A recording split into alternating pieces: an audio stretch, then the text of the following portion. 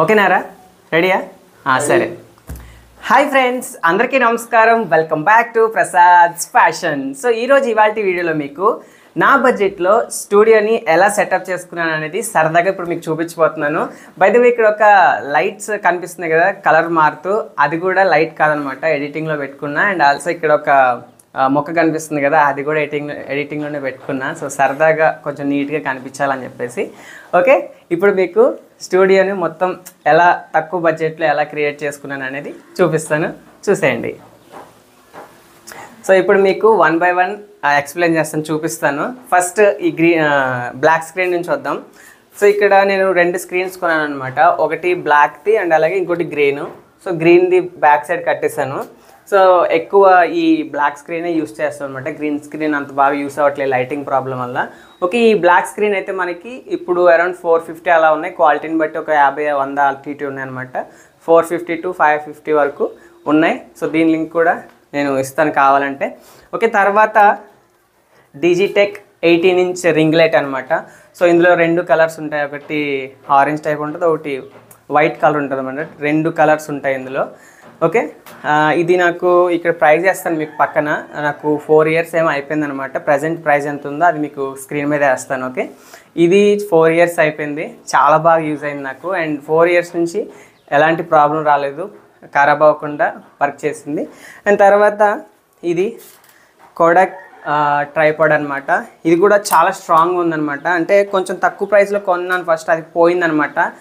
అప్పుడే ఇంకా కొంచెం క్వాలిటీ కొందాం అని డిసైడ్ అయ్యి కోడక్లో దీన్ని కొన్నాను అనమాట. సో దీని ప్రైస్ కూడా మీకు డిస్ప్లే మీద ఇస్తాను. సో ఇది కూడా చాలా బాగా వర్క్ అయింది. ఇంచుమించు ఇవన్నీ ఈ రింగ్ లైట్ ప్లస్ ఈ ట్రైపాడ్ కూడా ఒకటే టైంలో కొన్నాను అనమాట. ఒక 3 years పైన అయిపోయింది ఇవి కొని. ఓకే, తర్వాత మేజర్గా ఇవన్నమాట నాకు బాగా యూజ్ అయ్యేవి. సో రీసెంట్గా వైర్లెస్ మైక్ గ్రెనారో అని చెప్పేసి 1500 కొనాను అనమాట. సో దీంట్లో 3 వేరియంట్స్ ఉన్నాయి. యూనివర్సల్ అంటే ఐఫోన్కి ప్లస్ ఆండ్రాయిడ్కి కూడా కనెక్ట్ చేసుకునే విధంగా ఉంది. అది ప్రైస్ కొంచెం ఎక్కువ ఉందన్నమాట. సో నా దగ్గర ఐఫోన్ లేదు కాబట్టి ఓన్లీ ఆండ్రాయిడ్ వర్షన్ తీసుకున్నాను అనమాట. చాలా బాగా యూజ్ అవుతుంది.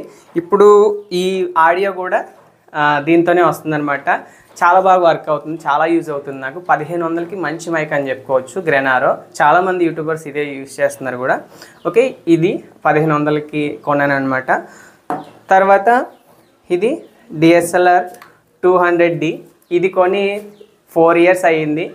ఇదైతే 55,000 పడింది అనమాట. సో ఈఎంఐలో నేను మా అన్నయ్య కొనుక్కున్నాను అనమాట. అప్పట్లో ఏదైనా వీడియోస్ చేద్దామని చెప్పేసి ఇద్దరు ఈఎంఐ కట్టుకుంటూ ఇది కొన్నాం అనమాట.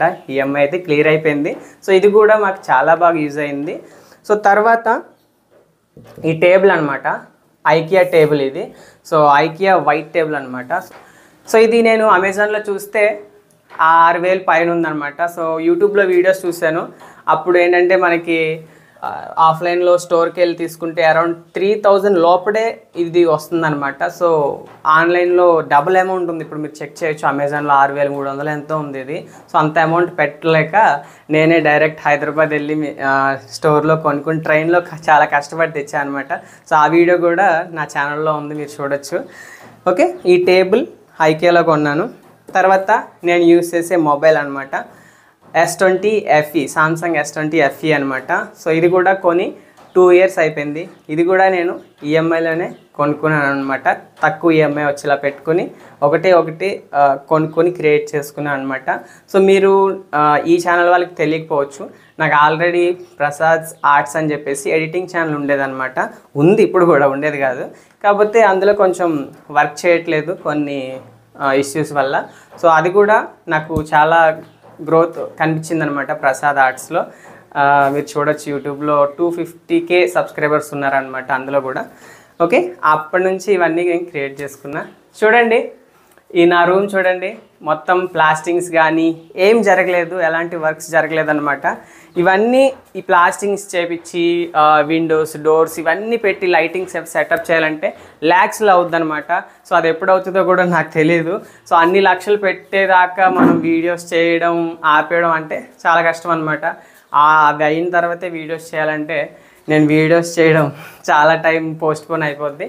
అందుకే అవన్నీ ఎప్పటికప్పుడు అవుతాయి. అప్పుడు దాకా మనం బేసిక్స్ క్రియేట్ చేసుకుని అంటే నేను ఆల్రెడీ ఇంకో వర్క్ చేసుకుంటున్నాను అనమాట.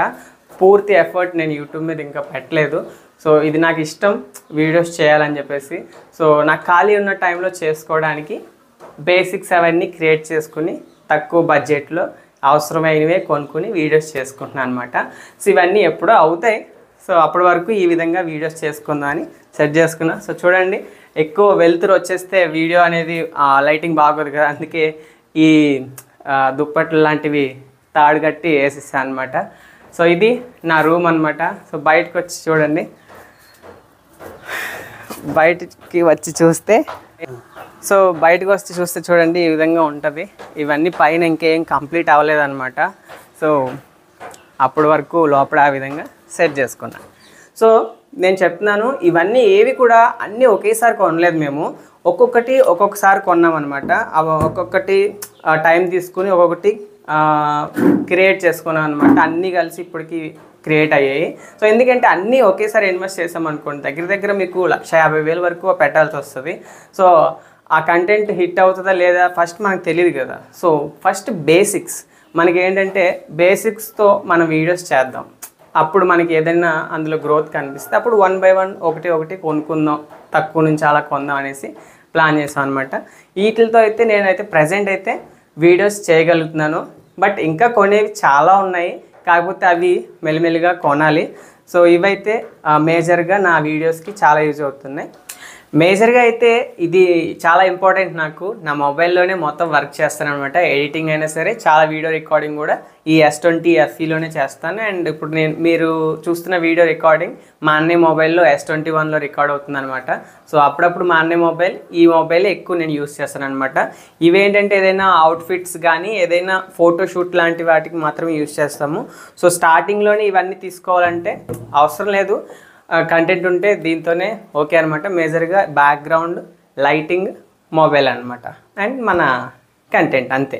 ఓకే, సో ఫైనల్గా నా ఎక్స్పీరియన్స్ని బట్టి నా ఒపీనియన్ ఏంటంటే, మనకి ఏదైనా ఇష్టమైన పని, ఒక ఇంట్రెస్టింగ్ ప్యాషన్ ఉంటే, ఇదేనే కాదు ఎందులో అయినా సరే ఒక ఫ్రీ టైం ఉన్నప్పుడే చేస్తే బెటర్ అనమాట. అంటే కొంచెం రెస్పాన్సిబిలిటీస్ తక్కువ ఉంటాయి కదా, ఆ ఏజ్లోనే చేస్తే ఇంకా మన పూర్తి టాలెంట్ని బయట పెట్టచ్చు. వన్స్ కొంచెం ఏజ్ పెరిగిందనుకోండి, ఖర్చులు, రెస్పాన్సిబిలిటీస్ పెరిగిపోతాయి అన్నమాట రిలేషన్లో.